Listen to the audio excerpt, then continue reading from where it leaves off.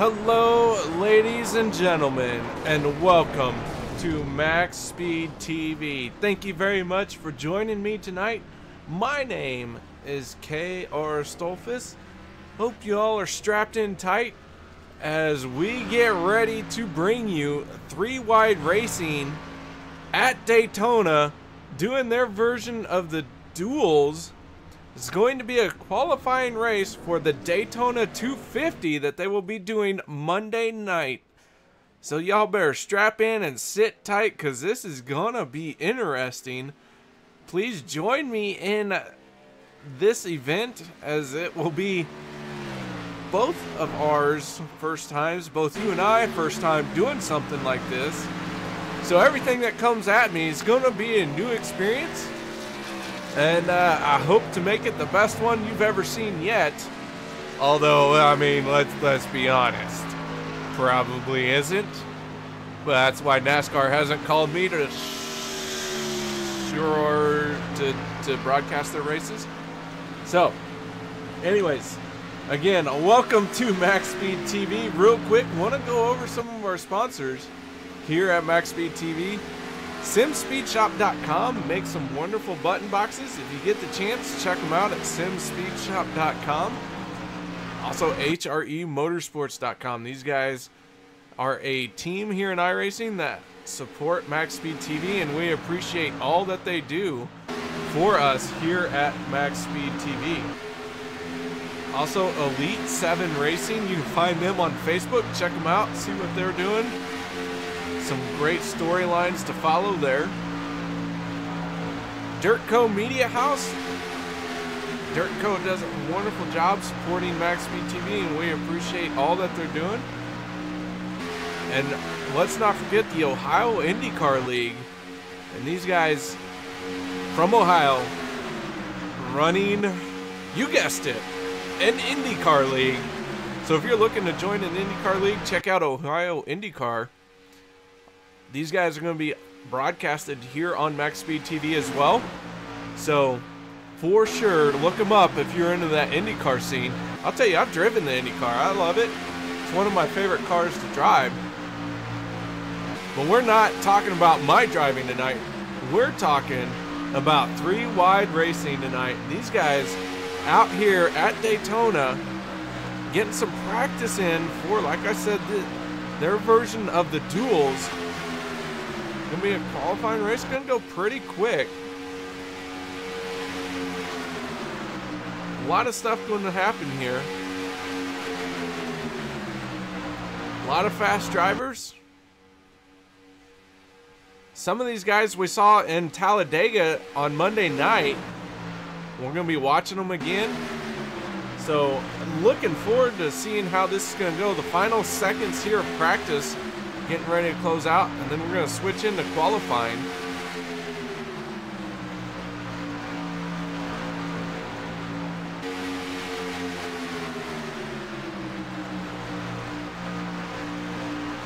The 17 machine of Cameron Rich was leading that pack.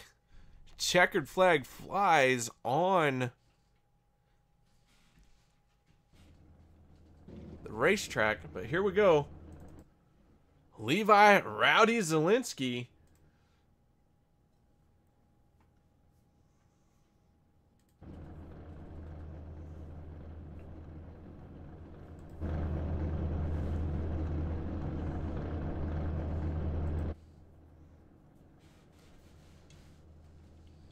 Alright, so drivers receiving some final instructions about this qualifying session. So while they do, we will step away for just a moment.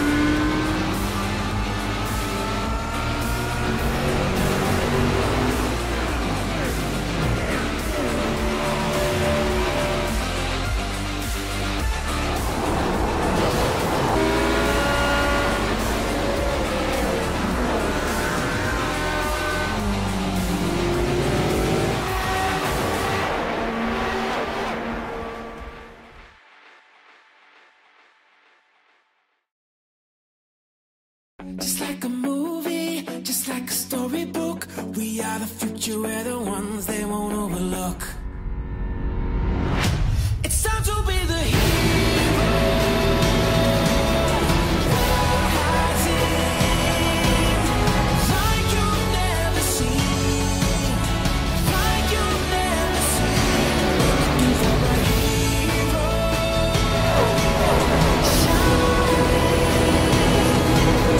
Just like in a dream, just like in a dream.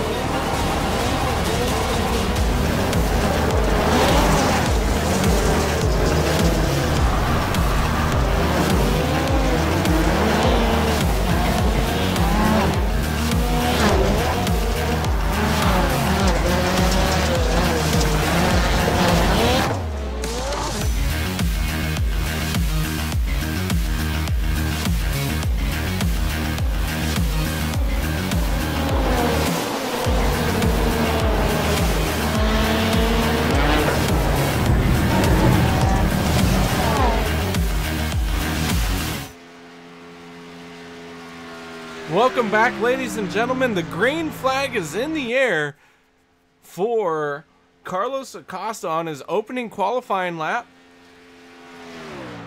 First car out on the track for qualifying. And we're going to follow him around until he logs his first lap. I have several cars out on the track right now. Chuck Sweeting also out on track. So we will bring you all of the cars as they do their qualifying. Carlos in the 24 machine, coming around to do his first lap.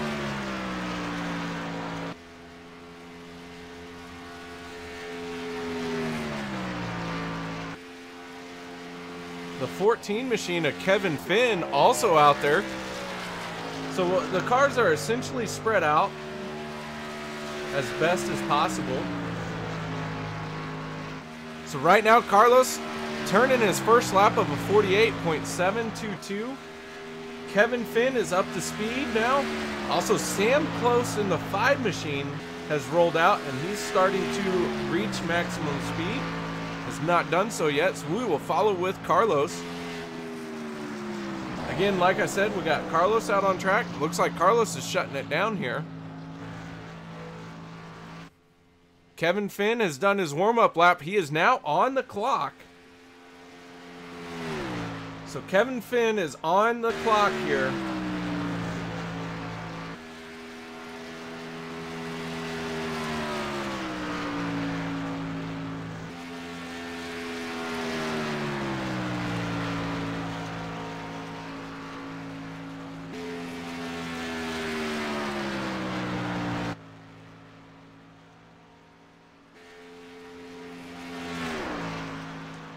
Kevin Finn pouring it through the corners here. There you see him coming out of turn 4, a long far away shot. You get a good feel for how long he's in the straightaway. Cross the start finish line. See the cars lined up to go there? Kevin Finn shutting it down. Finn gonna jump to first place. So Finn shutting it down, good enough for first place with a 48.713. Michael Skinner has completed his warm-up lap. He is now on the clock.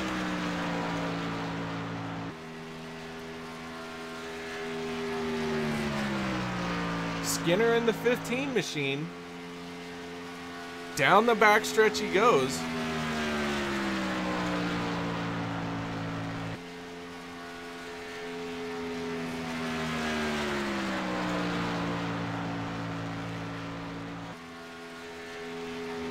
Michael Skinner coming around. Now he's on the front stretch, getting ready to take his first timed lap. Right on that yellow line, there it is. And put him third with a 48.986. 48.986 gonna be his first lap. Good enough for third right now.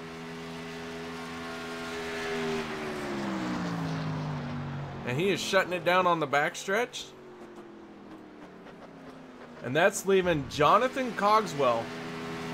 Jonathan, a rookie in this series here, our first rookie out for qualifying. Had a good race going last Monday night at Talladega. And then an unfortunate bit of bump drafting shot him to the infield, but a great job at saving it.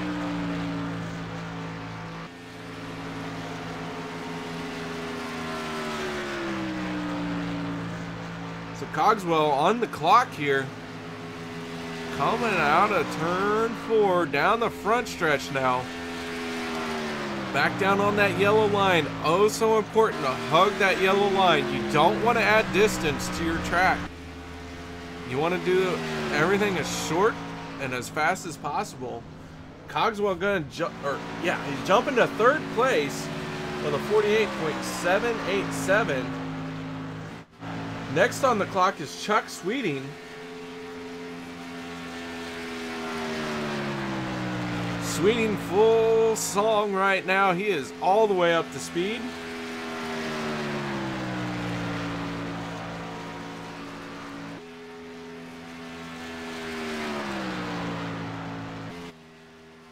Sweeting down this long backstretch. Daytona, big track, 2.5 mile speedway.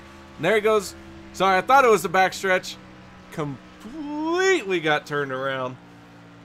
Oh, my fault. Sweeting jumping to the top of the charts with a 48.707. And now Nathan Young coming around. Nathan Young on the clock now. Your current top 5 are Sweeting, Finn, Acosta, Cogswell, and Skinner. Those are your top 5 in qualifying for right now. Young is on the clock.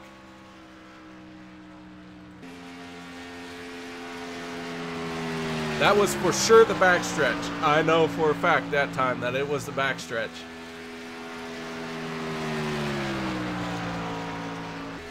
Young in the 2 machine.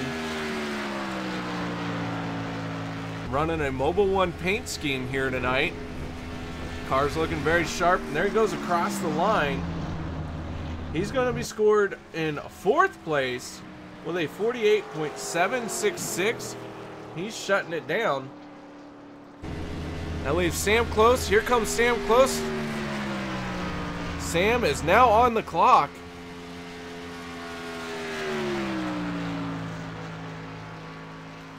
We go on board with our T&D Rustic Decor Cam with Sam Close. Get a feel for what it is to drive here at Daytona, and Close running all the way up to the wall on the outside here. Down the backstretch he goes, trying to pinch it off as little as possible. He traded pinching it off for distance. We'll see how that works for him. I personally like to keep my qualifying lap as short as possible. But he is trading distance for scrubbing speed, and we'll see where he's scored here. Good enough for 4th place, so what do I know? Good job, Sam. He's in 4th place now with a 48.754.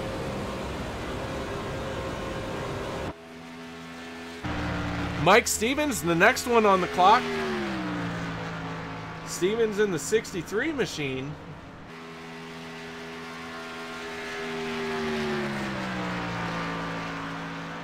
Stevens running some Coors Light associate sponsorship there.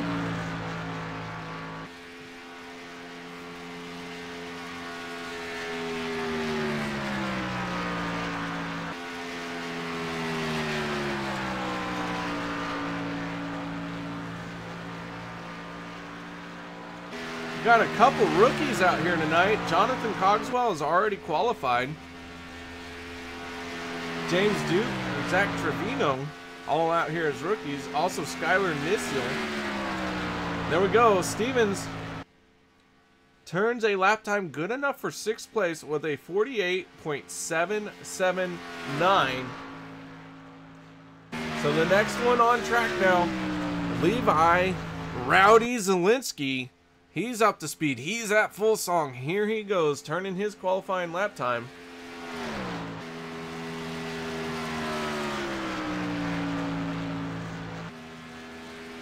Zielinski had a little bit of an up and down night at Talladega Monday night, but looking to improve on his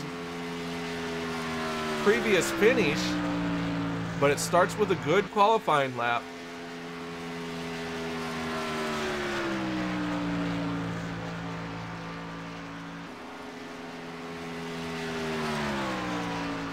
Down the front stretch now, hugging that yellow line.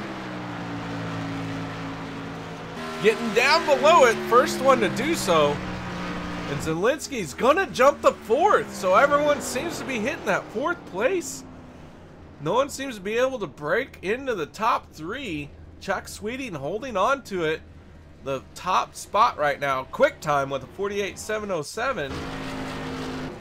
Kevin Finn in 2nd place and Carlos Acosta in 3rd. But now on track we have Zach Trevino. And some connection issues for Zach. Hopefully that gets sorted out.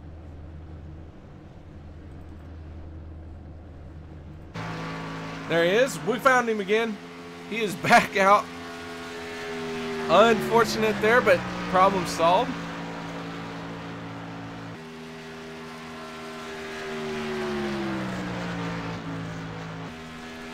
Zach in the 97 machine coming around now. Let's see what he's got.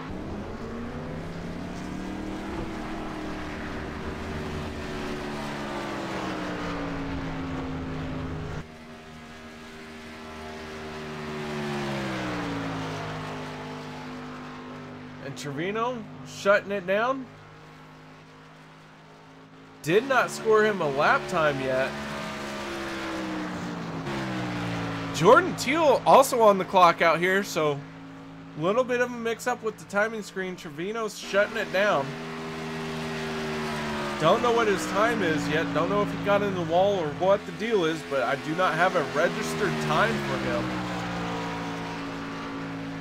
So Jordan Teal on the clock now.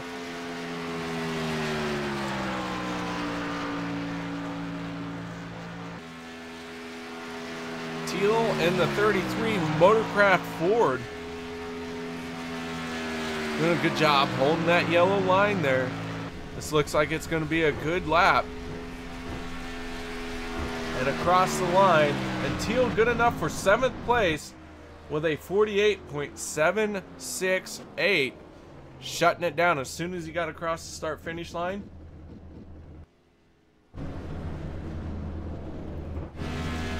James Duke now on the clock.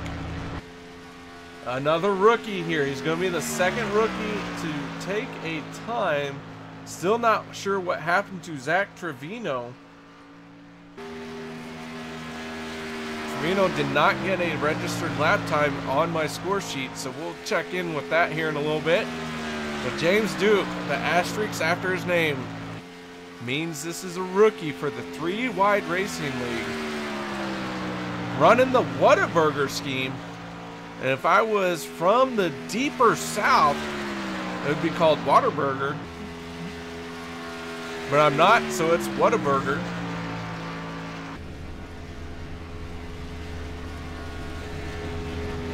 And Duke going across the line.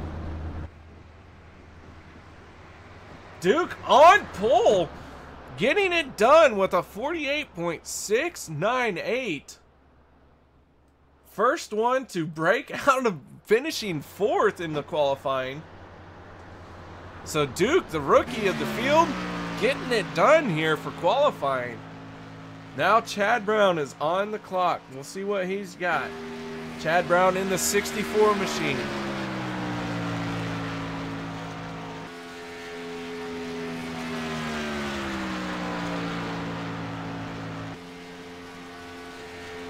They see James Duke bringing his car into the infield. But the 64 Chad Brown running on the clock right now.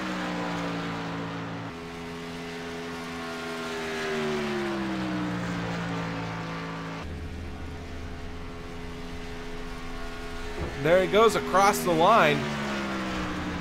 And Brown gonna jump up to 5th place right now with a 48.723. Chad Brown with a 48.723, good enough for 5th place. Next one on the clock, Nathan Valiz.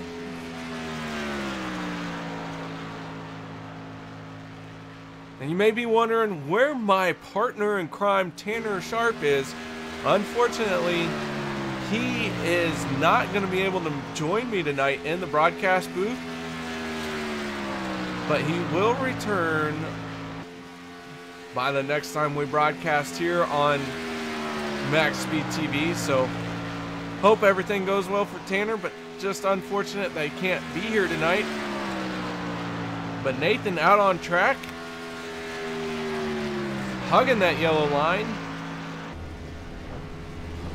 coming around to take the checkered. And Nathan will be scored 13th with a 48.992. And that is the slowest time we have yet, but to be honest and to be fair, the fastest time is a 48.698, and Nathan turned a 48.992, so there's not a lot of margin between the times here. Luis Samasso in the 4 machine. We watched him at Talladega, made an epic move in the closing stages of the race at Talladega in the Clash. Here he is out here qualifying once again. Let's see what Luis has.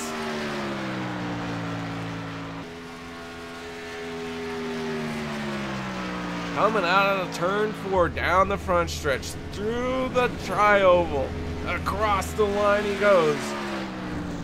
And Luis jumping up to 3rd with a 48.707. Good enough for 3rd. That is a heck of a lap. Now here comes Rusty Webb. Rusty Webb on the clock. There he goes. He's getting the green flag.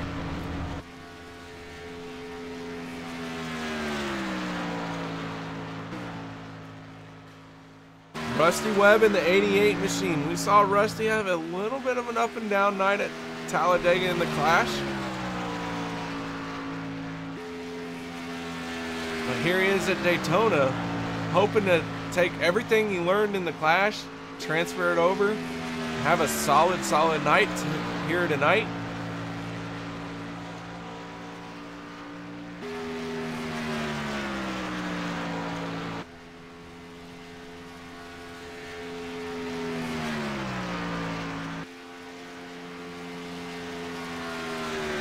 There he goes across the line.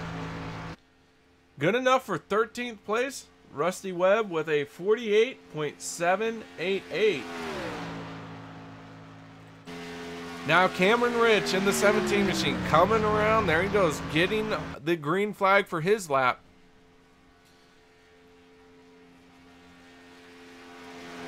Diving off into turn 1, now through 2. Gotta hold that bottom line. You gotta keep the car steady. Washes up a little bit. I personally like to hug that yellow line all the way around. So we'll see where Cameron Rich ends up. That red and white 17 Boeing machine. Looking smooth, nice and steady. Very good lap coming here.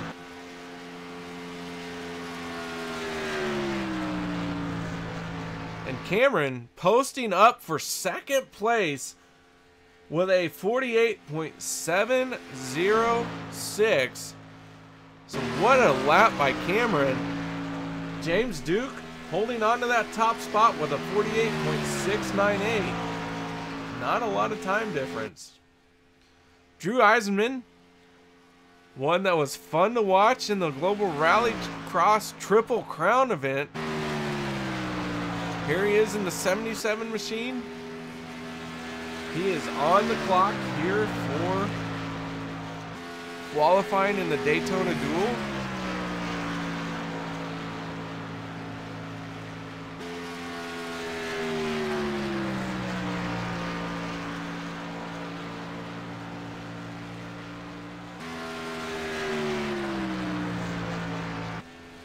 Drew coming out of turn 4 on the front stretch now.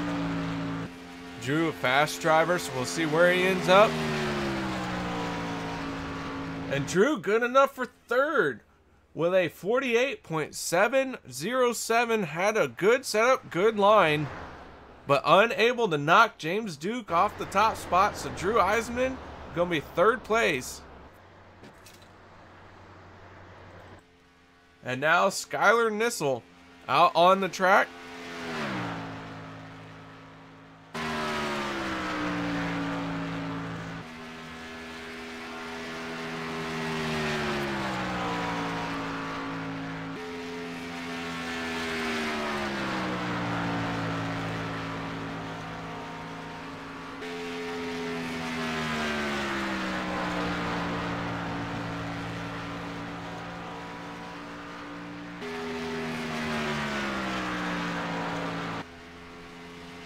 Skylar coming out of turn 4 now.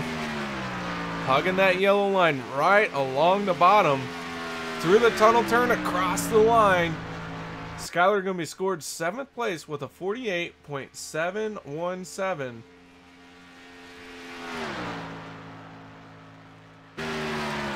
Alright, Brent Miller, the next one coming around. Brent Miller on the clock now.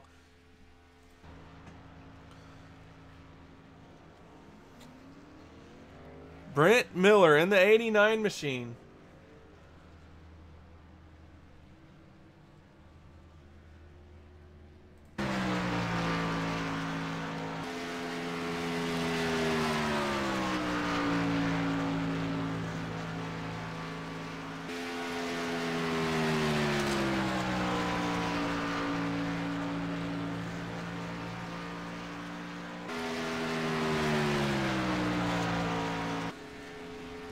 Hey, Cameron Rich, you got your ears on? This is KR up in the broadcast booth. Yeah, man, how's it going? Cameron, we see you're running second in qualifying right now. And looks like you have a good lap as we watch Brent Miller turn good enough time for 14th place. But tell us a little bit about how you ended up in second place, what you had to do. Floor and turn left. That's pretty much all you do. Daytona qualifying is pretty much just you pretty much just land wherever. Not really much to do, but about where I expected, so it's all good. Well, Cameron, you're high up on the charts in qualifying here in second place, and you're watching everyone go around. How nervous are you that you get to hold on to the second place, and how important is it that you do? Not really. I mean, it's Daytona, so even if I start in the back or start in the front, you know, it's kind of dangerous either way, really, if you think about it. I hope I can start closer to the front, but if I don't, and last year it went all right. I started like last, so we'll see. All right, well, you have some fans in the YouTube chat, so anybody you'd like to thank while you have a chance to talk to them? Well, if I have some fans, I'd like to thank you for being my fan. That's pretty cool. And of course, think of my awesome teammates because they're awesome. Well, all right, man. Well, good luck to you out there, and hopefully we'll get to talk to you in the post-race interviews. Hell yeah, man. Hopefully I can be up here after the race tonight.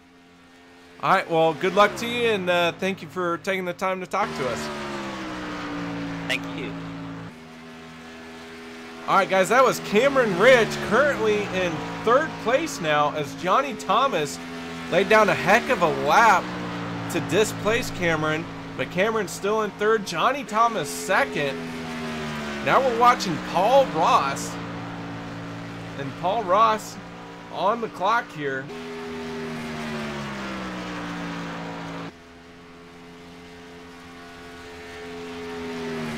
Down the front stretch he goes. This is going to be a decent lap for Paul Ross. Good enough for 11th place as he shuts it down right away. 48.736 for Paul Ross. And now on the clock is Peter Short. Here he comes, getting the green flag for his qualifying lap.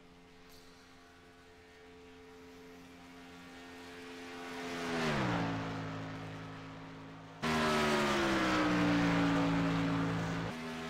Peter Short down the backstretch, running the 22 machine here.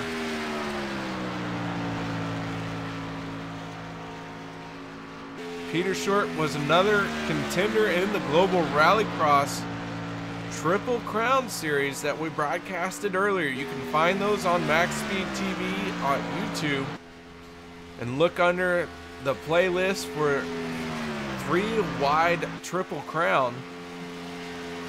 Peter Short coming across the line. There he goes. Good enough for second place. So put Peter Short with a 48.702 in second place. Johnny Thomas third. Cameron Ridge fourth. But so far, nobody has touched James Duke, the rookie here at 3 Wide Racing.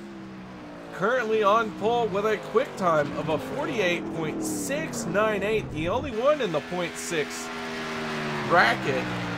Peter Short got really close with a .702. Matt Hackathorn out on track now in the 44 machine.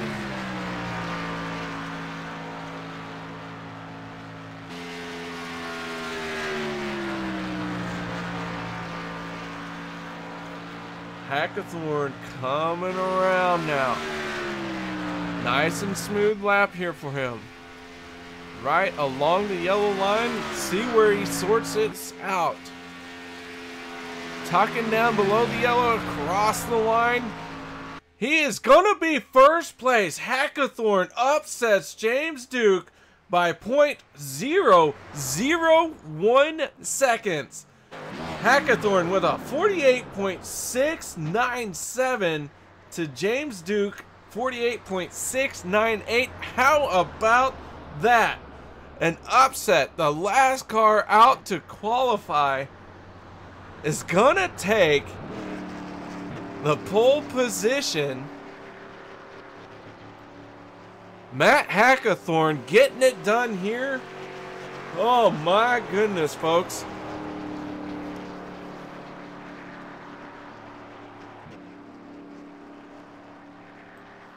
Matt Hackathorn, that's KR Stolfus up in the broadcast booth. You got your ears on? Yes, sir. Man, oh man, what a lap you laid down. .001 seconds over James Duke.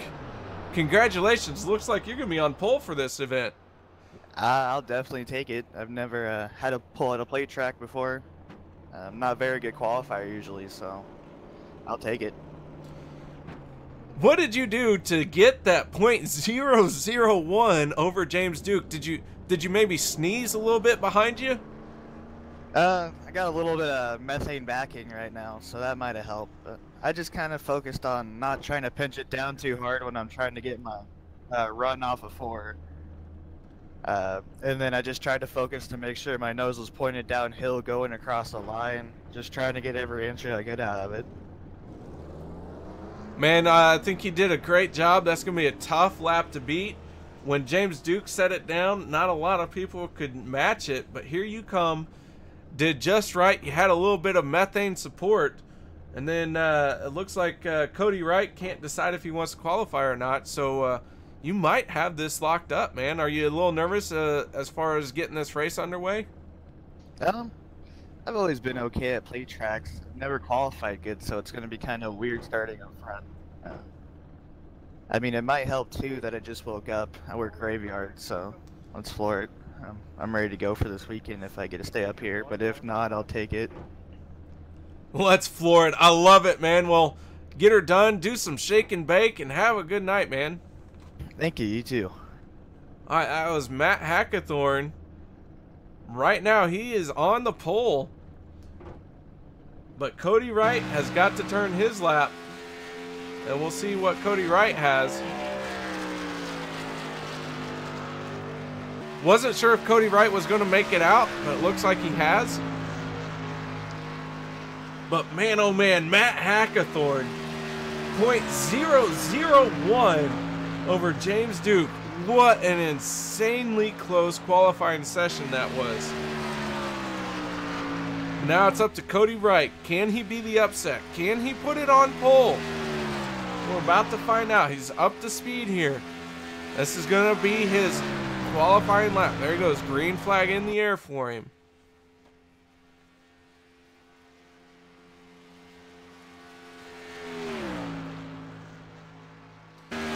Looking good through 1 and 2. Washing up just a little bit. That's going to cost him some time. But still holding steady on that yellow line for where he needs to be.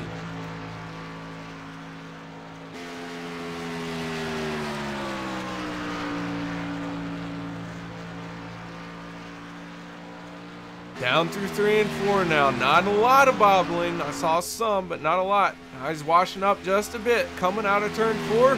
Tucks it back down on the yellow line. Here we go. Through the tunnel turn. And Cody Wright going to be 22nd place with a 48.793.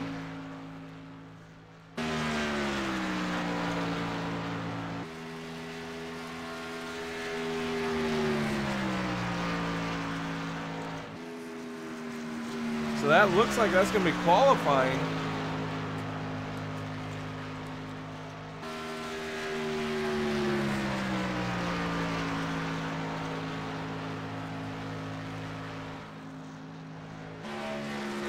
It's Cody Wright rolling around to shut it down. Matt Hackathorn rolling through pit road here.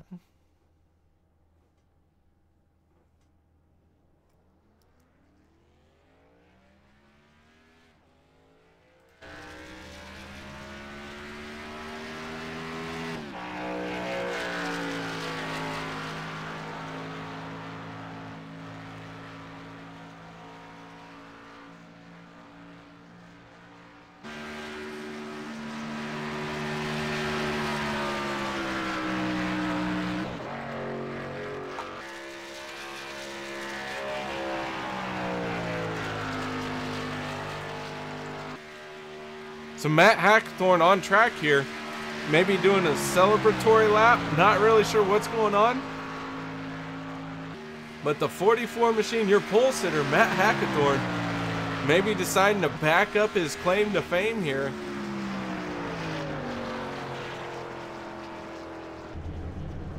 Nope, just coming around for a photo shot opportunity. And the 38 machine of Cody Wright there as well.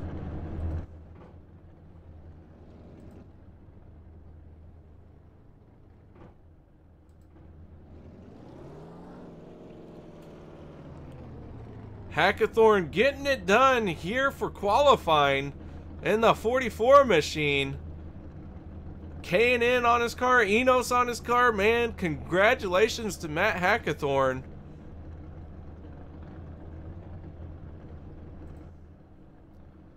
Some good shots of his car there. Had a great qualifying lap.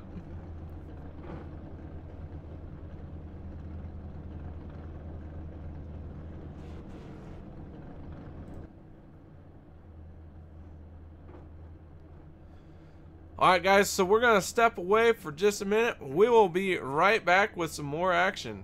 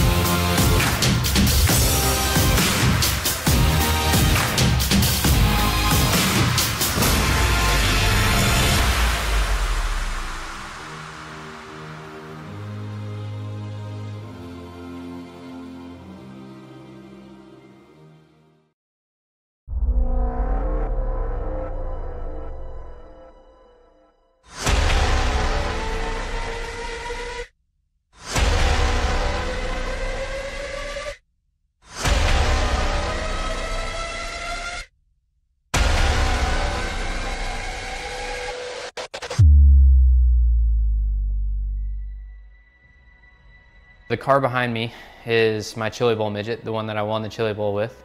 And what's interesting about that is it's actually the car that iRacing scanned that's going to be available to all the iRacing members out there.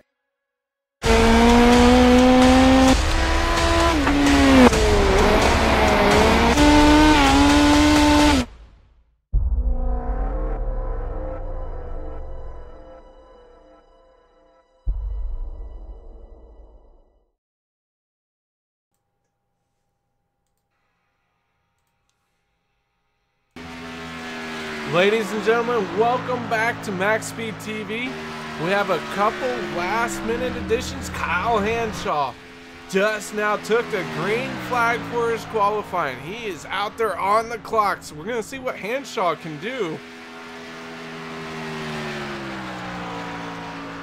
Just to bring you up to speed,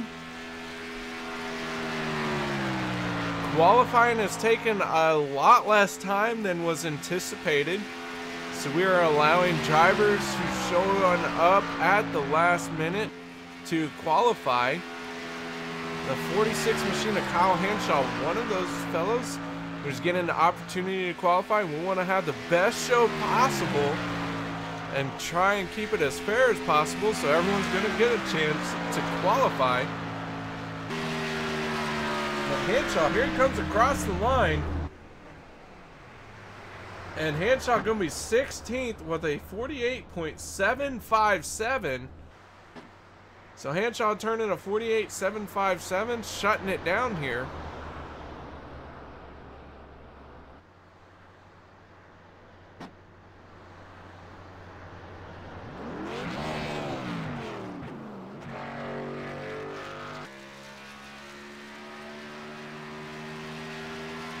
Firing that engine back up. Also, I got a chance to speak with Race Control on Zach Trevino.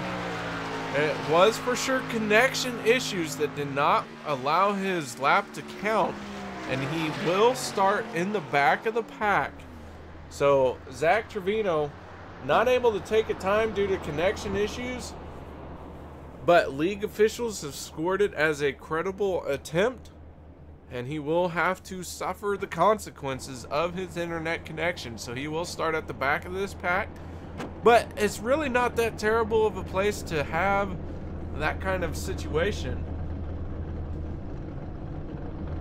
So Kyle Hanshaw getting his qualifying in. And while we have a moment, let's see if we can get a chance to talk to a couple of individuals. Hopefully we can. So give me just a minute while I try and work on this situation here and pull up some drivers.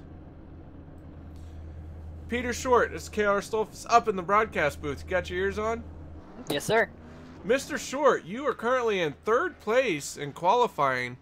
Looks like you did a heck of a job. Tell us a little bit about it.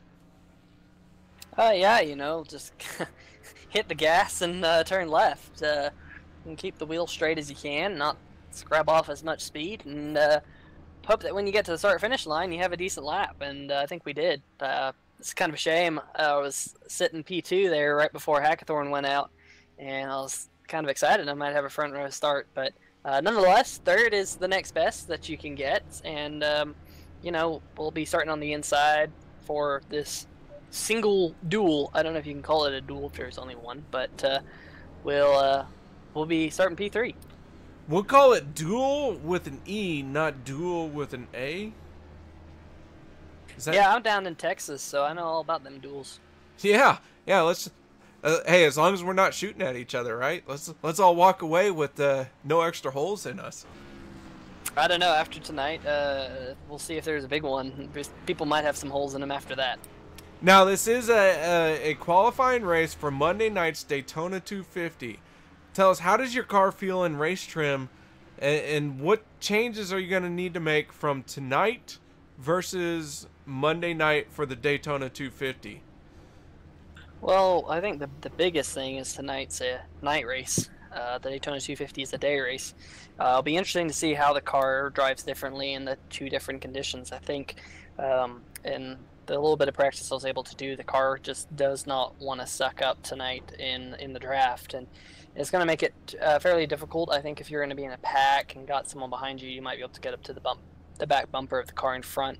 I think hopefully in the 250 we might be able to suck up a little bit better just due to the temperatures and the track temp. So you know, it's fun. Super speedway racing is pretty cool, and I suck at it, but you know, it's fun. You go out there, you draft, and you're close to other cars. It makes it exciting. So hopefully we can put on a good show for the fans. All right, well, we're seeing Matt Hackathorn and James Duke line up at the start-finish line. Are you supposed to be out there? Have we interrupted a top 3 picture opportunity? No, sadly, this is not like the Indy 500 where you get 3 on the front row. Those are just for the front row starters. They get to keep their starting position, so they'll be starting 1-2 on Monday night. All right. Well, man, hey, I'll tell you what, Peter, you're an exciting driver to watch. You're a smooth driver, really gentle on that wheel. So I expect a race win out of you. No pressure or anything. Oh man, if I can get past Daytona in one piece, that'd be better than I did last year. I think I got wrecked in all 3 of the early season super speedway races. So hopefully I can get out of this thing in one piece, and hopefully I can get out of this tonight in one piece. All right, well, good luck to you, man, and we look forward to talking to you again in the post-race interview. But while we have you here, any sponsors, people you'd like to thank? Yeah, I'd like to thank you know, Drew Eisman for putting together Eisen Tech Enterprise. It's a lot of fun racing with him and the teammates that I have. They're all really awesome people. I want to thank Corey Lindsay for putting together this league. He does an absolute fantastic job of officiating it, and makes it a really fun place for us to come and race. That's what it's all about. It's all about us coming out here and having fun, and he's able to facilitate that. I want to thank Carlos Acosta, Race Kings, for putting their name on this series, because it's pretty cool to see a season-long commitment from someone to make them the banner for this league, and it'll be fun to race under. All right, man. Well, again, good luck to you, and a great qualifying lap to end up in 3rd place. Thank you. All right, that was Peter Short. We got a chance to talk to him. Qualified 3rd here, but now let's see if we can't pull up another driver in the top 3. James Duke, KR Stolfus, up in the broadcast booth. Man, you got your ears on? Yes, sir. Mr. Duke laid down a heck of a lap, withstood almost everybody that turned a lap time, and then here come Matt Hackathorn and beat you by .001. That's got to feel a little discouraging, but heck of a lap you laid down. Hang on just a second. They're giving special rules. Oh, I apologize. Yes, please pay attention.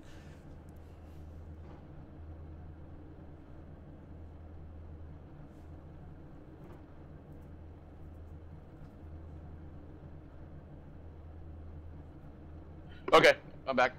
All right. Yeah, we don't want to get you in trouble because we pulled you up for an interview.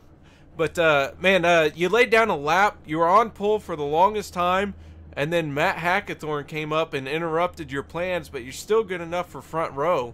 So tell us a little bit about your lap and kind of the emotions you went through as you held on to it until the last car went out. Well, it was just a very clean lap. I rode the warm-up lap as high as I could, hugging the wall all the way around the track. And when I got down to the start-finish line to start my lap, I just tried to keep a wheel right on that yellow line. And on the backstretch, I made sure to just kind of let it glide off the bottom, so not to try to pinch it, and try to get a little bit more speed down the backstretch. And it appeared to work. And you know, I was really proud of the car, and the setup's good tonight, and should be fun to race. And I'm just excited, ready to go out there and try to win a duel. Now, as far as for race trim, How do you feel your car is underneath you for that versus qualifying?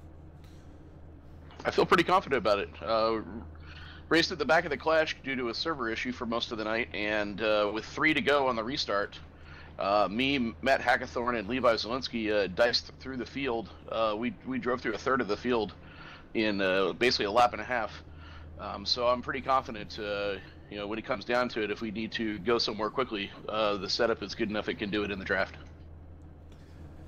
Well, man, heck of a qualifying lap. Would look forward to seeing you out here maintain that front row. Now, on the start of the race, are you going to stay high? Are you wanting to try and tuck down as soon as possible? What's your initial plan if you want to divulge it? We're just going to try to avoid any kind of wrecks, and you know, we just want to finish the race. If we can stay out front and lead, that's great. If we get pushed to the back, we'll go ahead and you know, take what it gives us and go from there. Just want to run a clean race. Now, you say you want to run a clean race. What are some things that you're going to watch out for to help you achieve that? Or what are you going to try and do? Is your plan to stay in front, or are you thinking about dropping to the back? You know, I'm a big believer of staying up front, but you know, if I get shuffled out and it doesn't look like it's a good position for me to try to fight for the spot back, you know, I'll go to the back and see if I can work my way forward again. All right, man. Well, again, congratulations on second place in qualifying. Any sponsors, people you'd like to thank while you got the chance to? Yeah, I want to thank my PBG teammates in the Truck Series and the Cup Series. They helped keep me level-headed. Whataburger, JL Audio, and Uber for getting me home after a long night of drinking and Whataburgers. Oh, man. I'll tell you what. Where are you from that you have a Whataburger? Well, I'm actually in Florida right now, but I spent some time in Dallas, and I got to experience our real Whataburger. The ones in Florida pretty much suck, so I try to avoid them.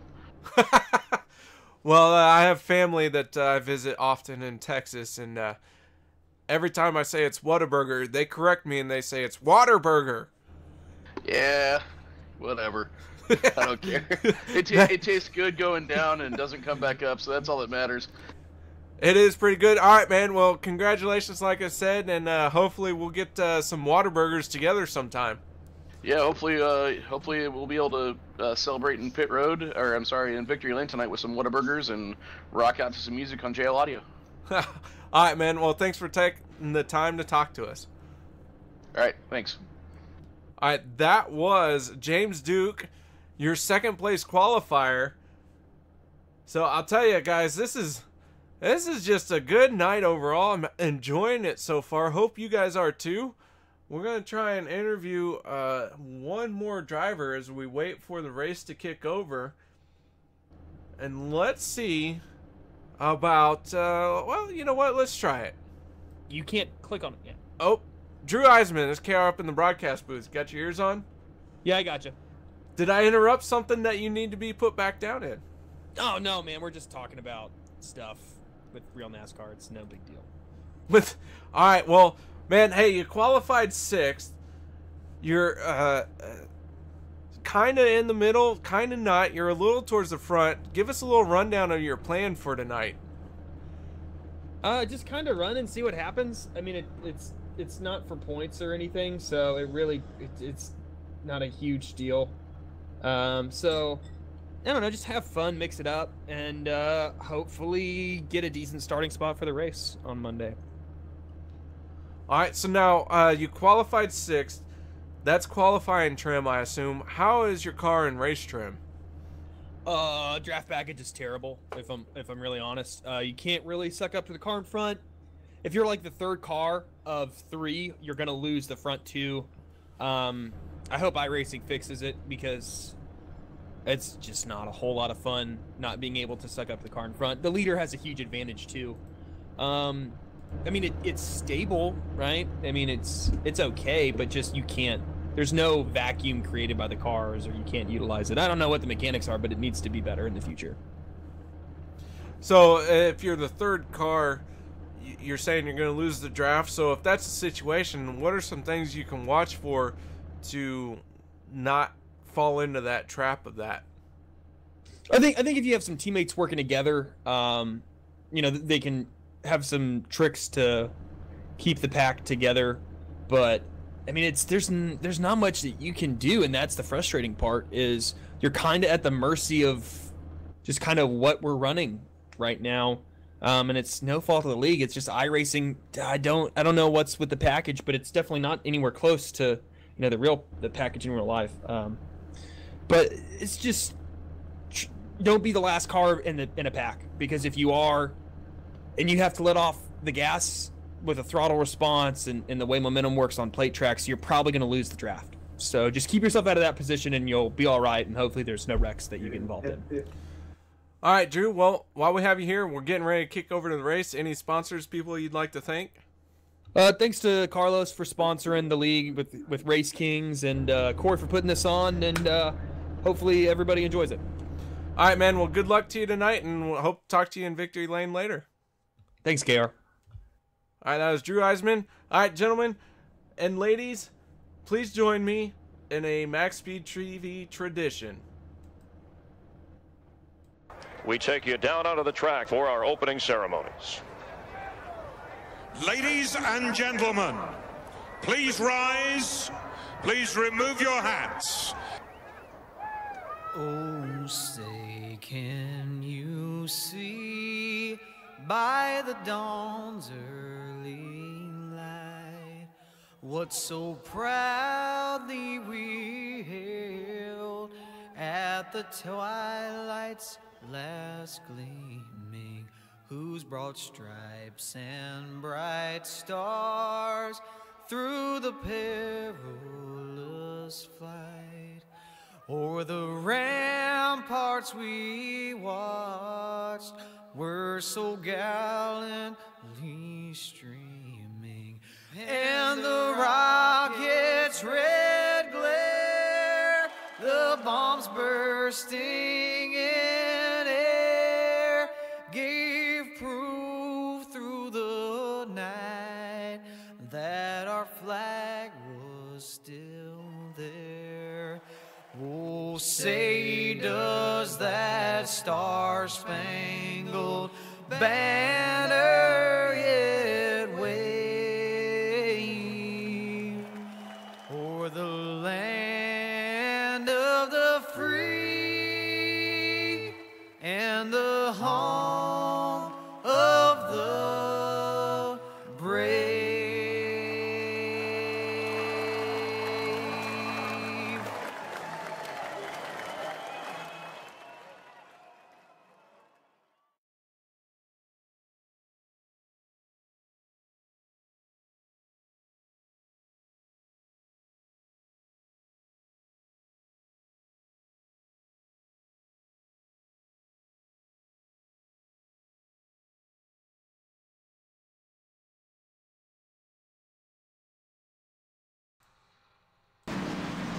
Oh, welcome back, ladies and gentlemen. The field has just started to pull away from pit lane.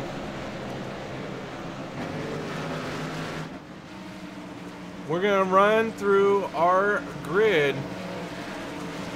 Brought to you by Walls Beard Co. Matt Hackathorn on pole. James Duke is going to be second.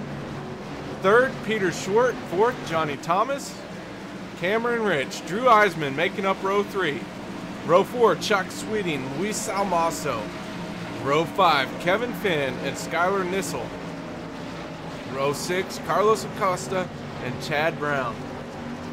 Row 7, Paul Ross, Levi Zielinski. Row 8, Sam Close, Kyle Hanshaw.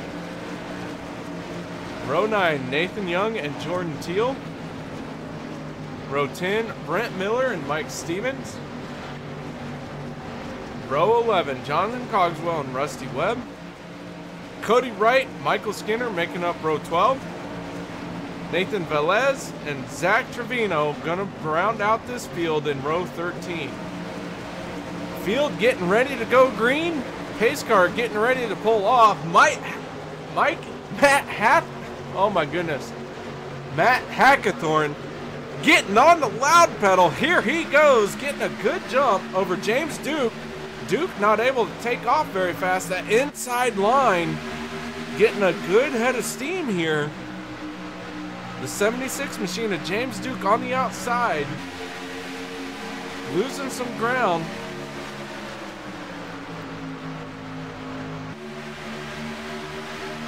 James Duke looked like he was going to tuck in. Duke having some connection issues. Looked like he blinked a little bit there.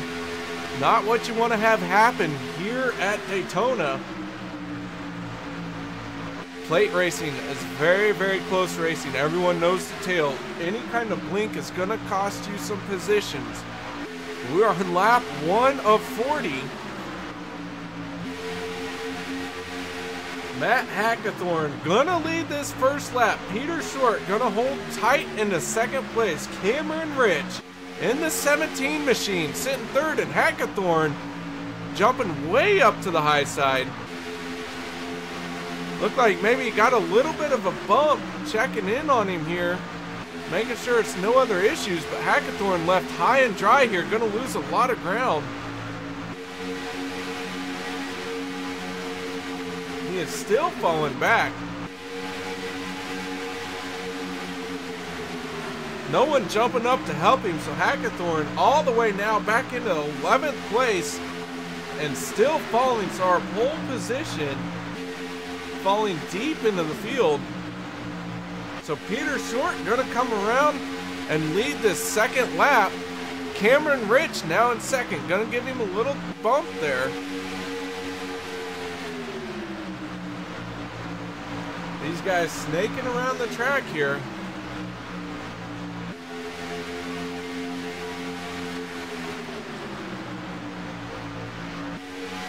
Everyone almost nose to tail all the way back. Jonathan Cogswell, currently our top rookie here at 3 Wide Racing. Cogswell in the 27 machine, he's currently 11th place. Skyler in the 31 machine. Right behind him, Skyler, another rookie here.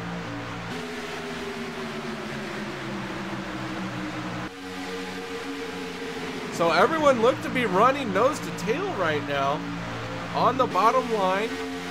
No one out of line. Everyone running, like I said, nose to tail.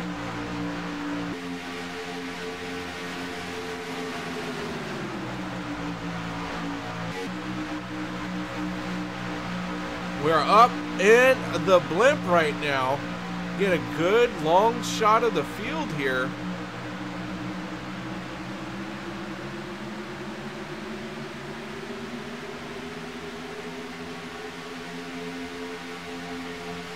Like I said, you can see everyone running on the bottom line. Matt Hackathorn in the 44 machine dropped all the way to 13th place before he could find a spot to tuck in. So, not sure what happened to Hackathorn there. Don't know if he got a little bit of an unfortunate bump draft. But he is currently in 13th place.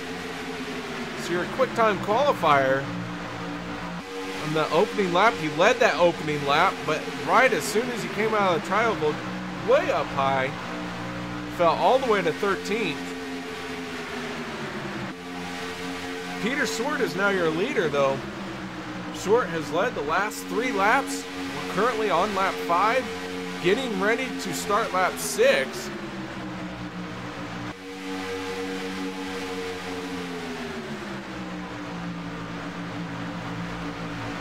I want to give a big shout out to all of MaxspeedTV sponsors: SimSpeedShop.com, HREMotorsports.com, and Elite 7 Racing, Dirtco Media House, Ohio IndyCar League, and I don't know if you guys saw it, but the Walls Beard Co., they are our grid sponsor, a new sponsorship that has happened here at MaxspeedTV. So if you guys are looking to sponsor MaxspeedTV, we are willing to work with you.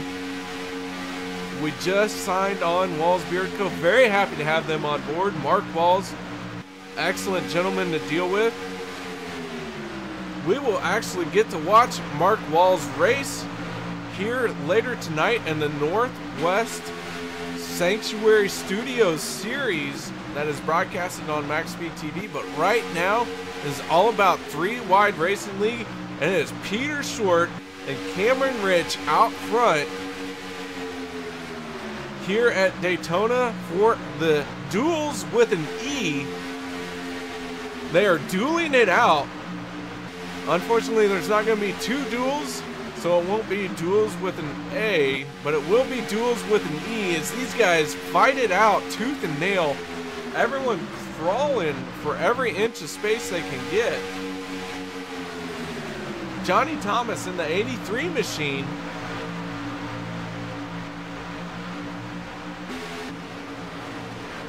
Thomas sitting fourth. Ooh, and big shuffle there. A lot of cars decided to break away to the outside.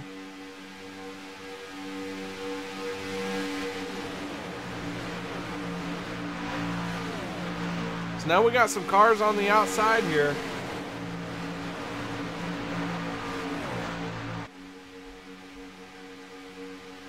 Down the front stretch they go. 3 cars forming that outside lane.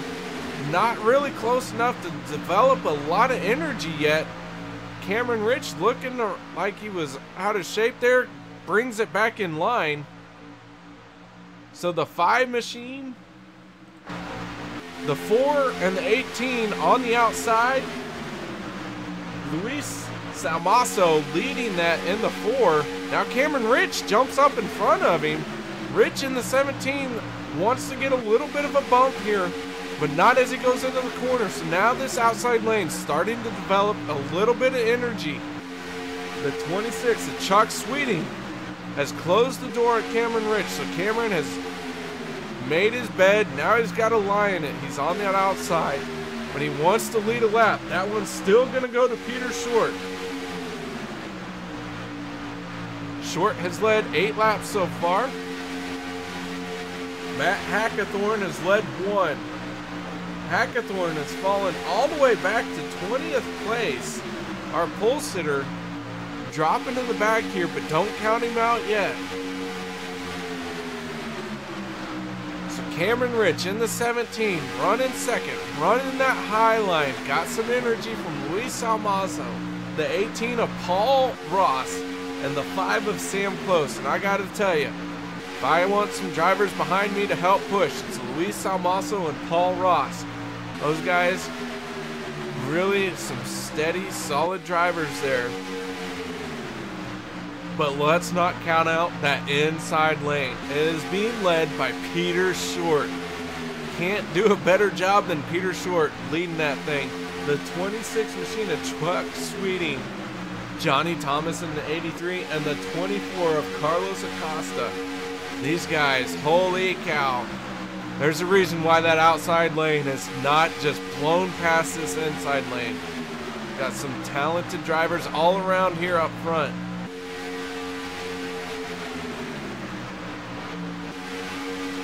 Check in on our rookies here. Jonathan Cogswell in the 27 machine. He's a rookie in the 3 wide racing league.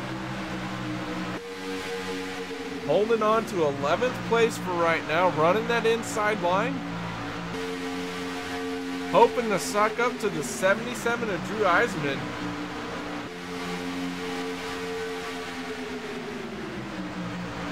So now we heard talk in qualifying about being the 3rd car in a group.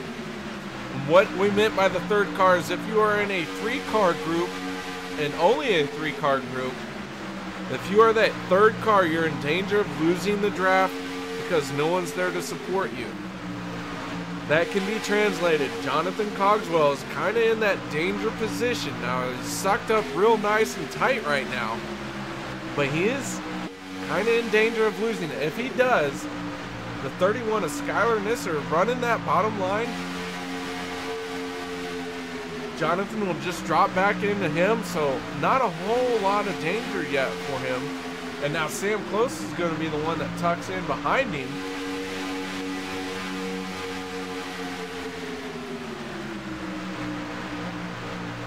That outside lane being led by the 17 machine of Cameron Rich, losing a little bit of energy.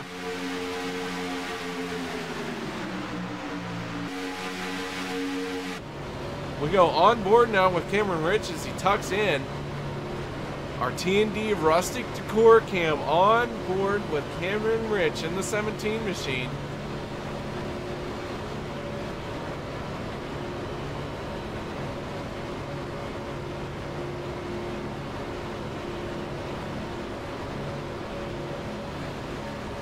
Get a feel for what it's like to drive around here in the pack.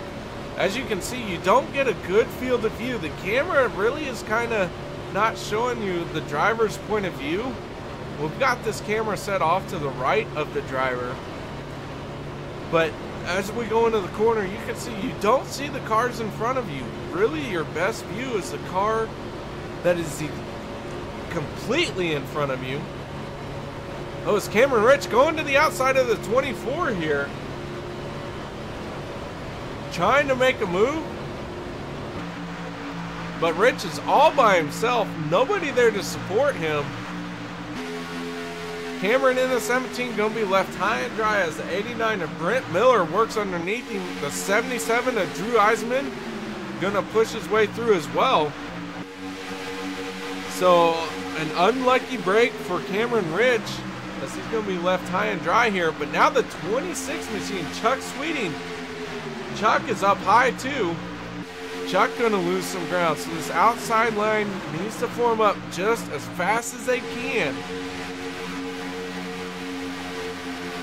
There's the 27 of Jonathan Cogswell running 6th now. Luis Almaso right behind him in the 4. The 2 cars on the outside line, Chuck Sweeting, Cameron Rich, starting to form up. These guys need a little bit of more help. That'll help develop some more energy on that outside lane. But they're struggling right now to get that. They're going to lose a little bit more ground until they get some help. There's the 88 machine of Rusty Webb. Keep thinking Rusty Webb is going to join them, but he just washes out as Cameron Rich is able to tuck into the inside lane, abandoning the 26 machine of Chuck Sweeting. Sweeting in trouble here. He's going to have to tuck in behind the 88 if he can, maybe drag the brake a little bit. But no, he's going to stay high. Kyle Hanshaw is going to get around Chuck Sweeting as well here. So Sweeting in big time trouble. And by big time trouble, I mean he's just losing some ground. We're still here early, not even halfway through this duel yet.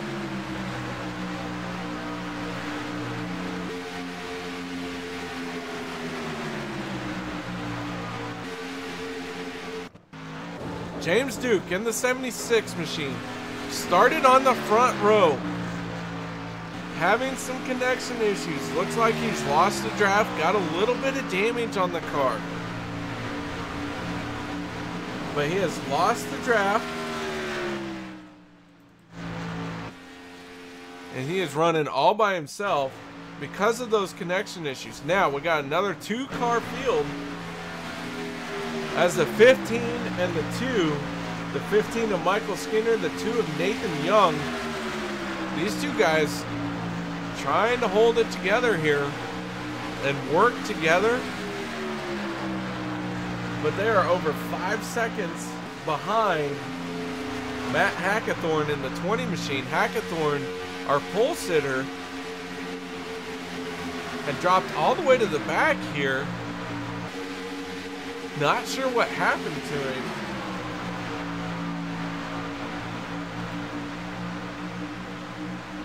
But both our front row drivers have ended up in the back. But this race is all Peter Short right now. Peter Short has led 17 of the laps. Hackathorn has led 1.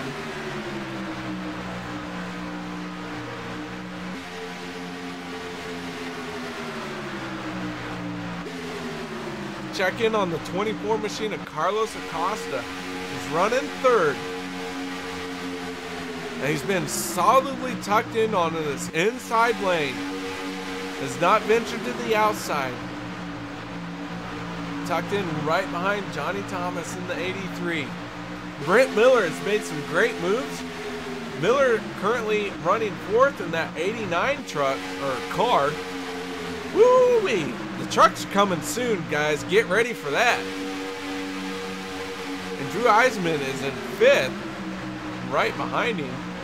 But the 89 of Brent Miller running the Weather Channel car.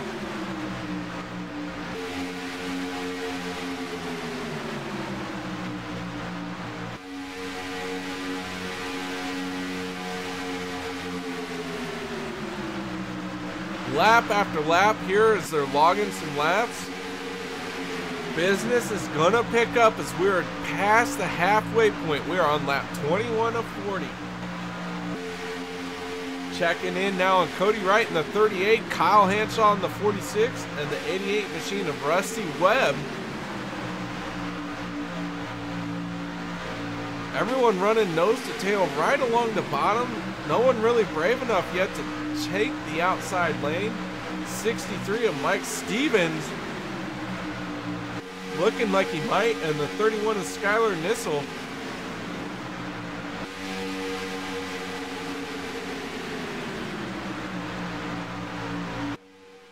Ooh, one just tucking in. That was the 4th car in line. The 89 of Brent Miller.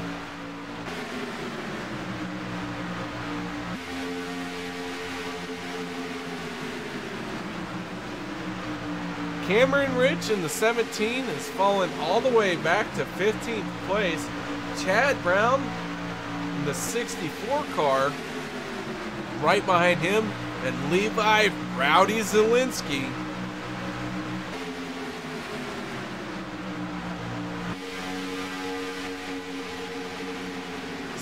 that 3rd car in that little group right there.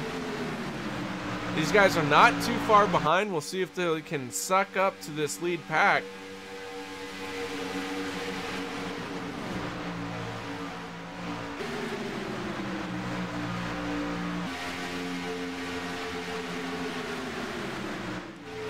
Nathan Velez and the 48 machine tucked in right behind the 26 of Chuck Sweeting.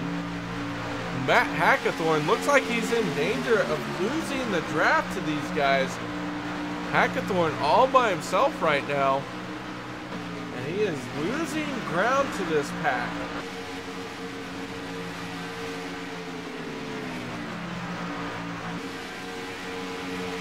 So Hackathorn, our pole sitter, in very big trouble. No one behind him to help push. And Mike Skinner, Matt Hackathorn is 20th. Mike Skinner is 21st. Skinner is almost 10 seconds behind Hackathorn. So when the draft gives up for Hackathorn, he is going to lose a whole lot of ground because he is going to be all by himself until the 2-car duo of Mike Skinner and Nathan Young catch up to him. These 2 guys are going to be the ones that are going to catch up to Matt Hackathorn. The only thing that's going to change that is a caution coming out. So we have less than 20 laps to go.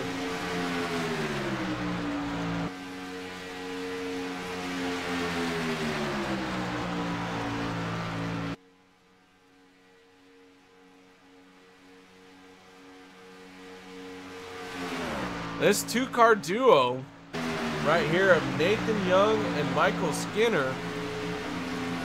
These guys have lost the draft, but they are working together, trying to do what they can to catch back up. But back into the main battle here. 5-car breakaway. Drew Eisman in the 77 machine running in the top 5. He's the 5th car in this little group that's starting to break away. Your leader, Peter Short. Peter Short has led 24 laps now. Matt Hackathorn has led 1. And I swear if I cannot say his name right, I will cut my tongue out. This is getting ridiculous. So Eisman in the 77, the 89 of Brent Miller, the 24 Carlos Acosta, 83 Johnny Thomas, 22 Peter Short. That was 5th to 1st place. These guys coming around to complete another lap. We have had no yellows in this 40-lap duel.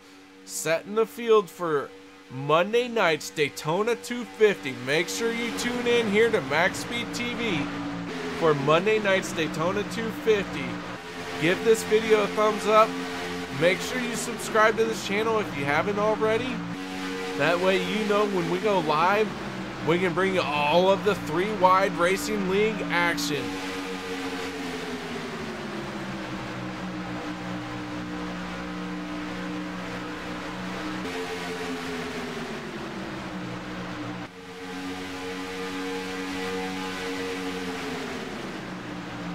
Your current top 3 are Peter Short in the 22 machine, the 83 of Johnny Thomas, and the 24 of Carlos Costa. Those are your top 3. That 5-car group thought they were going to break away, but it was closed up by Jonathan Cogswell. Did a great job of leading that second group and was able to close the gap. So Cogswell in the 27 machine, sitting just outside the top 5. He had a great race going in the Talladega Clash, but coming through the tri-oval during a lap, had an unfortunate little bit of a bump draft. Hooked his bumper, tossed him sideways, but some great driving saved the car, and he was able to keep going with no damage, but he did lose a lot of ground because of it, and that's unfortunate, but definitely showed some great skill in being able to save it. Behind Cogswell is the 4 machine of Luis Salmaso. We got to talk to Luis during the clash.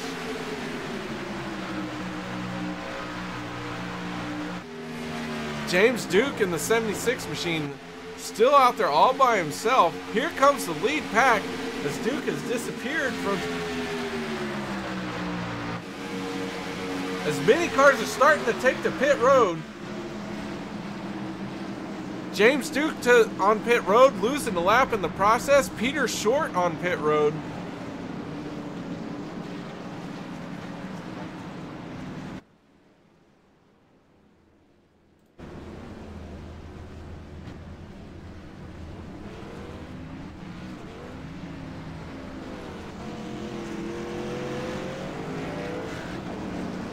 Peter Short, first one off pit road. 10 laps to go. We're on lap 30 of 40. A lot of pit stops being made. How will it all shake out? Luis Salmaso. Now he's coming down pit road. The 18 of Paul Ross on pit road. Sam Close right behind him, and Rusty Webb. So these 5 drivers tried to make it one more lap. We'll see how this works out for them. Because Peter Short, here comes Peter Short. He's on the back stretch. Luis Salmaso, here comes this pack. Pulling off pit road. These 5 drivers need to form up as fast as possible. They got to get it done here in a hurry. Peter Short is closing in on them in a hurry, so these guys have got to form up.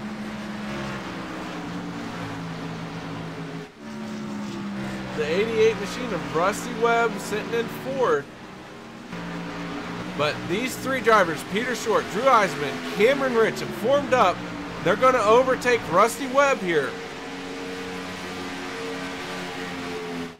Luis Salmaso, Sam Close, those are the 2 cars that are in the lead right now. They have formed up, but they may not have the energy of Peter Short and his gang.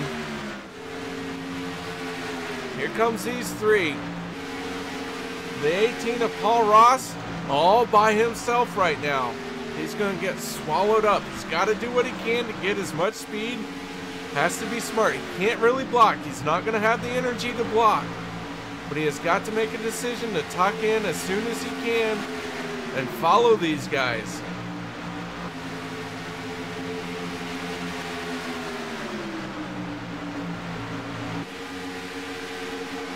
Peter Short now going to tuck in. Here's got an opportunity to get in behind Cameron Rich, and he does. So now Peter Short in third. He's going to leave Sam Close and Luis Almaso out front with 9 laps to go, coming around for 8 laps to go once they cross the start-finish line. But these guys don't have the same amount of energy as the 3 cars behind them. Peter Short closing in fast on these guys.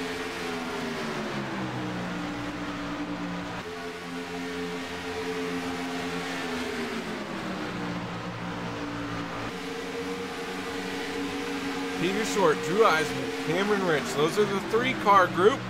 The 2-car group of Luis Almaso and Sam Close. Here we go. About to form 1-car group and or make a pass. Peter Short moving to the high side. Drew Eisman going to follow him, but these guys are going to stall out a little bit. Cameron Rich going to help out. Now Peter Short has a nose there. He's got the 2 machine of Nathan Young out there on the high side as well. Diving into turn 1 with the lap car. Gonna have to chance a 3-wide situation. Cost a little bit of time, a little bit of energy to do so. Peter Short lost some ground. He's now even with Sam Close in the 5 machine. These 3, it's a 3-car versus a 2-car. And we are in the final stages of this Daytona duel. 40-lap race to determine how we set the field for Monday night's Daytona 250. If you haven't done so, subscribe to the channel, like this video, do what it takes to make sure that you are here Monday night, because this is just a preview of what's going to happen Monday night in the Daytona 250. Peter Short on the outside, Luis Almaso in fourth in the 4 machine on the inside. Almaso, Sam Close, a 2-car tandem here, doing what they can, the little engine that could. These guys holding tough. Peter Short not letting himself, he's not abandoning the high side just yet, not trying to cut down. Looked like he had the room to do so. But now Luis Almaso, Sam Close challenging back. Peter Short again in the lead. Short has led 28 laps tonight. Almaso has led 6. Short hanging tough on that outside lane. We got a 3-car line versus a 2-car line. But here comes the 18 of Paul Ross and the 63 of Mike Stevens. The energy that these 2 cars provide could make a huge difference. Who they pick to go with might get a big shove to the lead. We are coming around to get 4 laps to go here. Almaso holding that inside line. The 18 of Paul Ross and the 63 of Mike Stevens looks like they committed to the inside. Peter Short, Drew Eisman, Cameron Rich on the outside. Here we go, side by side. Trying to settle this race. No cautions. 4 laps to go. We've done 4. The scheduled race event is 40 laps. We got 4 to go right now. And not a single caution. Now the 22 losing some ground in that inside lane. The 18 and the 63 made a huge difference. Cameron Rich abandons the outside. Looking to the inside now. Tucking in behind the 63 of Mike Stevens.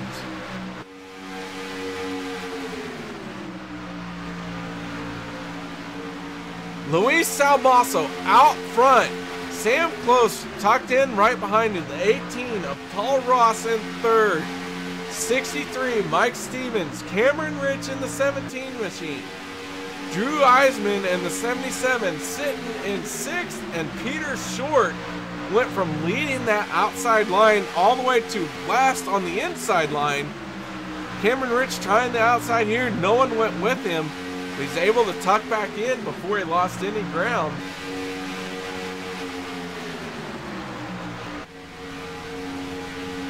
Man, oh know, man, that drivers are feeling the pressure. 2 laps to go. Hang on to your shorts, ladies and gentlemen, because this is about to pick up. We have 2 laps to go. Who's going to make the move? Who's going to decide what? Luis Salmaso has got to do everything he can to back this field up and keep them behind him. But can he do it? Can he make the right choices at the right time? You can make the right choice, but it could be too early.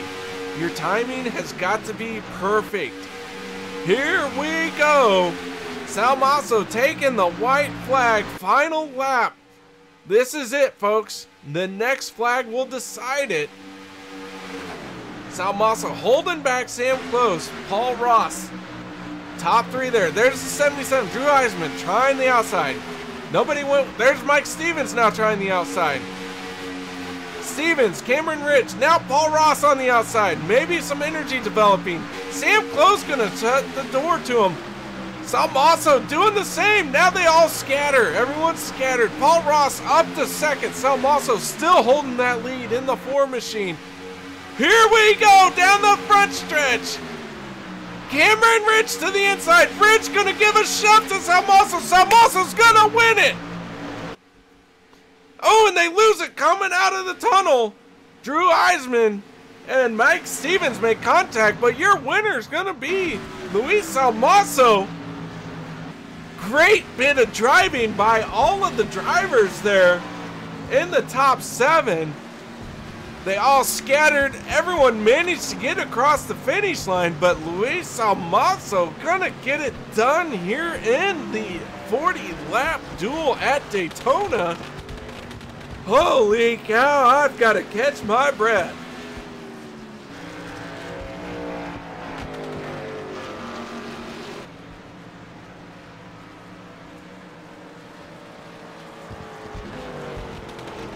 What a finish, folks, that we had here in the 40-lap duel. I'm telling you what, you need to be here Monday night, 9 p.m. Central, to watch what this 3-wide racing league is going to bring for the Daytona 250. Is Luis Salmaso going to be your winner? Burn it down, man. You have earned it.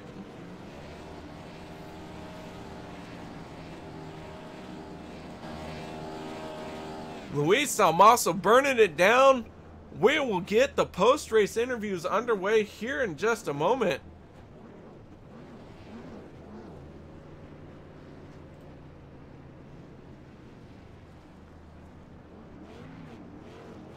Alright guys, excuse me as I step away for just a second to grab these drivers.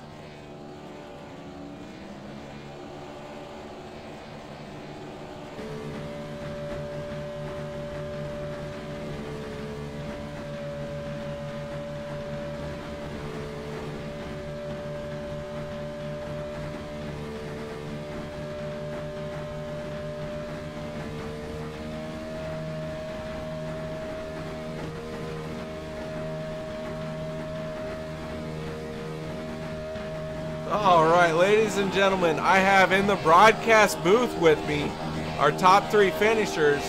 Well, let's go ahead and start with our 3rd place finisher, Paul Ross. Paul Ross, are you there? Yes, I am. How's it going, guys? Oh my goodness, what a finish. What a job you did out there. You wind up 3rd place. Tell us a little bit about the race and that final run to the finish. Race went pretty good. Early on, we tried to get a top side going, and it just didn't work.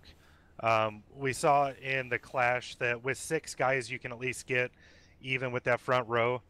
And I think the most we could get was like 4 of us, and it just wasn't enough to push forward. So figured we'd just start riding it out, watching our fuel. We wanted to pit a lap later than everybody else, just for the fact if anything went wrong, it would probably be with the entire field going onto pit road at once.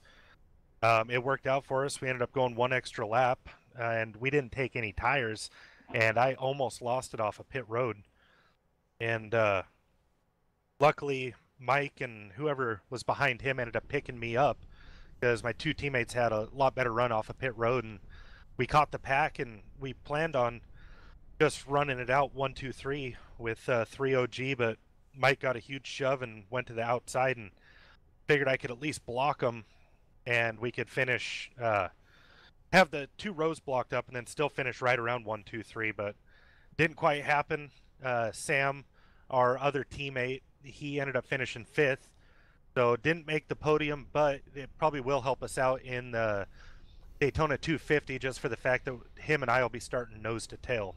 So it was a fun race. This is probably the first time since 3OG was established that we had all cars running at the end of the race. So exciting night for us. Well, Paul, I got to tell you, the top 7 cars all finished dang near within a second of each other. Y'all scattered on that last lap. It was hair-raising. It was nail-biting. And somehow y'all maintained your cool and everyone got across the start-finish line. So, what's that like out on the track, coming to take the checkered? It's real hard. I mean, you have a game plan in your mind when, you know, you're coming to the last lap or even the last corner.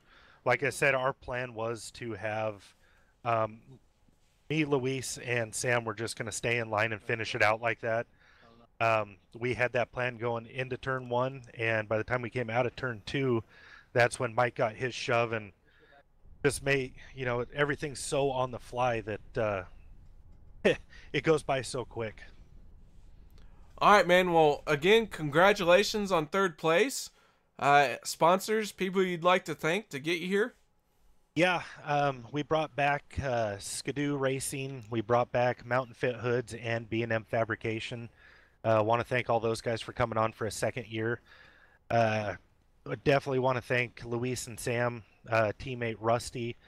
It's these plate races are definitely huge team events. You know, if you're out there by yourself, it's not going to go well for you. And then last but not least, want to thank Corey Lindsay for everything he does for this league. He puts in so much time and effort, so much behind the scenes stuff with the website and making sure all these races go through. So huge shout out to him, you guys for broadcasting every week, and want to thank Race Kings for coming on board last minute to sponsor the series for the season. All right, man. Well, again, congratulations on 3rd place, and thanks for the interview. Thank you, and we will see you on Sunday. All right, that was Paul Ross finishing 3rd place, but we're going to turn our attention now to Cameron Rich, who got 2nd place. Mr. Rich, tell us a little bit about your race. That was frustrating, man. I spent the whole race being pissed off at everybody and their mother, it seemed, because I was trying to get the high line working and it just wouldn't work, so I dropped back there to about 15th or so. But I felt like I passed about 10 cars coming into pit road, and that I was able to get back up with my teammates, and we were able to get something going, and probably would have finished about 5th or so, and I felt like I bowled through everybody at the line to get 2nd. Well, now, you say you bowled through everybody, but man, I'll tell you what, white flag flew, y'all were kind of single file, and then everyone scattered as they fought for position going into turn 3. Tell us a little bit about what you saw and what made your decision, you know, your thought process, what you saw, how you decided where to go where, and what ultimately led to being in 2nd place. Well, I had Drew behind me, and I know he wasn't going to let up, and I didn't want to let up either, so I just kind of looked like everybody in front of me, just they went wherever, and you know, I was about damn near running over Luis at the end because I was getting such a huge push from Drew. So I think it was pretty lucky that I finished where I did, because it just seemed like the floodgates opened, and yeah, I kind of just ended up there. Well, you got 2nd place. You did it in spectacular fashion, even though you were a bit upset. Tell us a little bit about what it's like to you know, kind of maybe calm your nerves in the middle of a race. Yeah, you can't get too You can't get too worked up about it. The draft package is what it is. It's it's hard to get runs. It's hard to get the highline working. It's really hard to do anything. So you kind of just gotta play it by ear and let things come to you. You can't. It's really hard to go out there and make something happen. The driver has very little input with this draft package. So it's pretty much what it is. Well, it looks like you've done a great job tonight. You finished second place in the 40-lap duel. How do you feel your chances are for Monday night's Daytona 250? Well, if I can survive some wrecks and keep my nose clean, not do anything stupid, I have just about as much chance as anyone else. It's Daytona, and it's a little bit of a crapshoot, but it's gonna be fun. I hope we all have a good race. It'll be a really good start to the season, and I'm after Homestead, I'm ready to get going. All right, man. Well, once again, you have a fan saying their undying love for you. So, any sponsors, people you'd like to thank while you have this opportunity?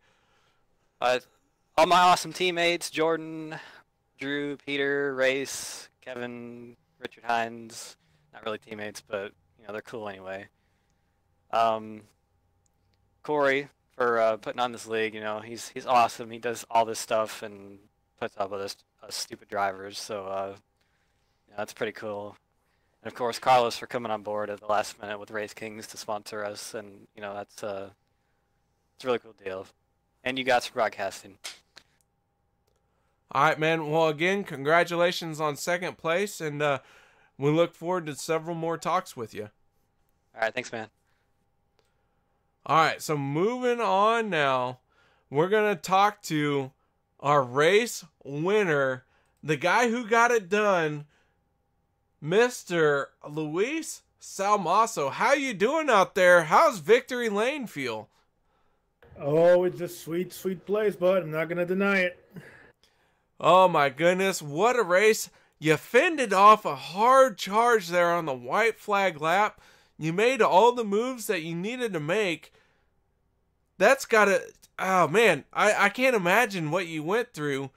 Tell us a little bit about your driver intuition and how you managed to fend off the charges and everything on that last lap that you did just so perfect that allowed you to win this race.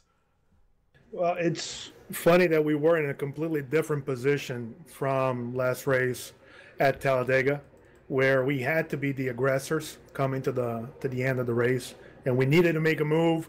We needed someone to go, and it didn't win our way. We couldn't make the move on the outside because the guys up in front managed to come up and block and secure their position. So tonight was complete reverse, where we saw everybody lining up behind, and we were on the radio. The spotters were on saying, hey, let's hold the bottom. Let's try to hold the bottom as much as we can, but we know they're going to get a run.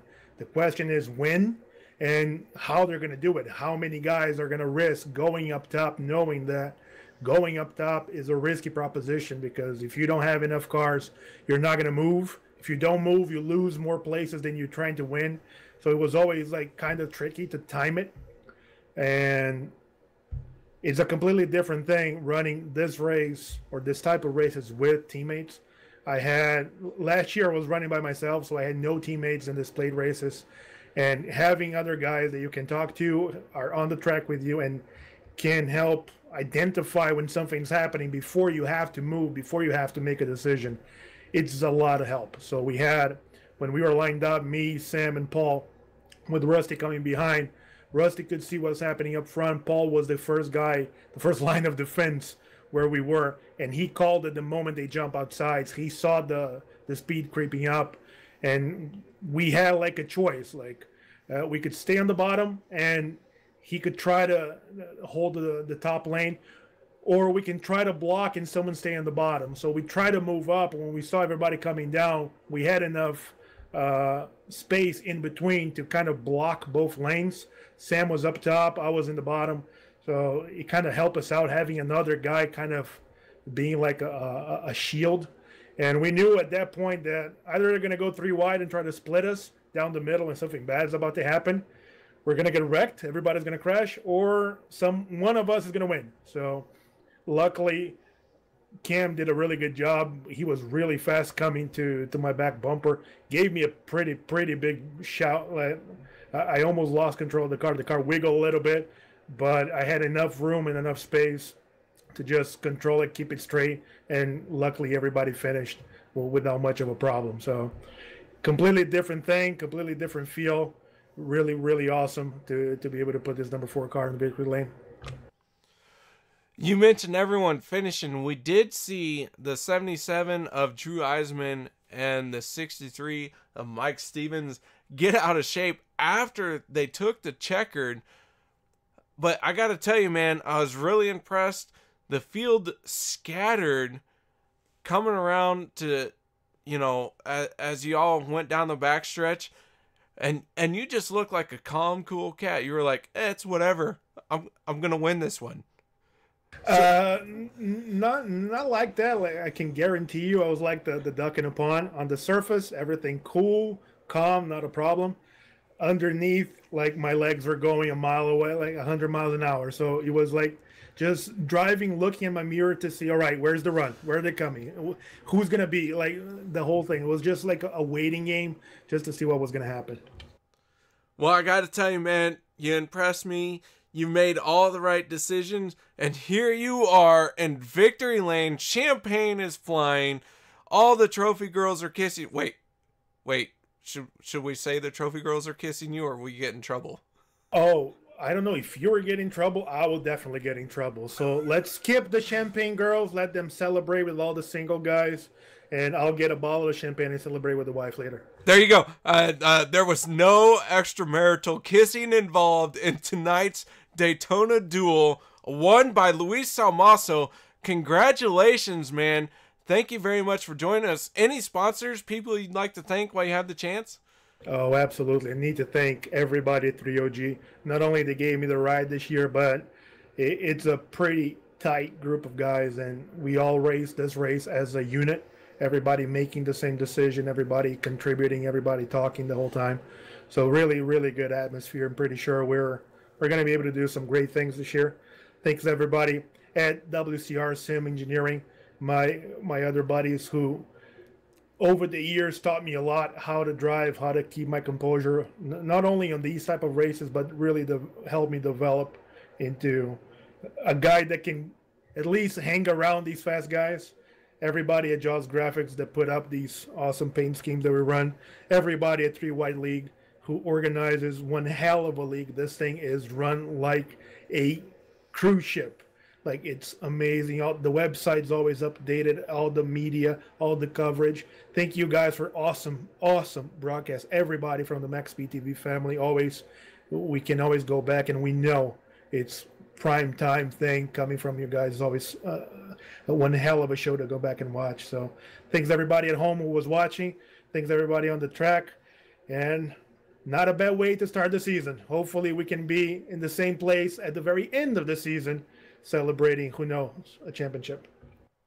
All right, there you go, folks. That was Luis Salmaso.